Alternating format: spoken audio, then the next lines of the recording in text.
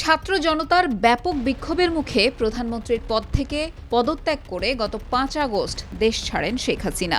ওই দিন একটি সামরিক কার্গো বিমানে ভারতের উদ্দেশ্যে উড়াল দেন তিনি। ছোট বোন শেখ রেহানা সহ ওই ফ্লাইটটি ৫ আগস্ট সন্ধ্যায় ভারতের গাজিয়াবাদের হিন্দন এয়ারবেজে অবতরণ করে। যাত্রাপথে তাদের ফ্লাইটের নিরাপত্তা নিশ্চিত করেছে ভারতীয় বিভিন্ন গোয়েন্দা সংস্থা।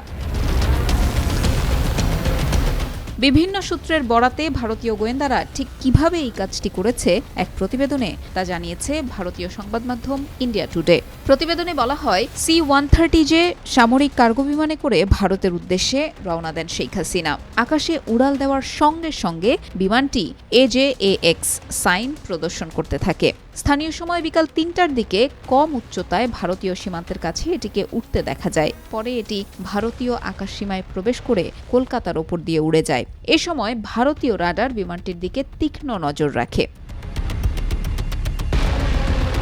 বেশ কয়েকজন ভারতীয় শীর্ষ প্রতিরক্ষা সূত্রের বরাতে ইন্ডিয়া টুডে জানিয়েছে, জরুরি পরিস্থিতিতে শেখ হাসিনার বিমানকে যে কোনো ধরনের সহায়তা দেওয়ার জন্য ভারতীয় বিমান সেনারা দুটি রাফাল যুদ্ধ বিমানও সক্রিয় করে রেখেছিল। তারা বলেছেন, বাংলাদেশের সঙ্গে ভারতীয় সীমান্ত থেকে প্রায় ১০ কিলোমিটার দূরে থাকা অবস্থায় শেখ হাসিনার বিমানটি পর্যবেক্ষণ শুরু করে ভারত।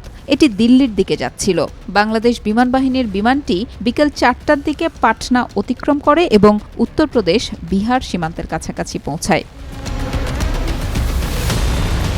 স্থানীয় সময় বিকেল ৫টা ৪৫ বিমানটিকে নিরাপদে হিন্দন বিমান ঘাঁটিতে অবতরণের অনুমতি দেওয়া হয়। সেখানে বাংলাদেশের সদ্য সাবেক প্রধানমন্ত্রীকে ভারতীয় জাতীয় নিরাপত্তা উপদেষ্টা অজিত দোভাল স্বাগত জানান।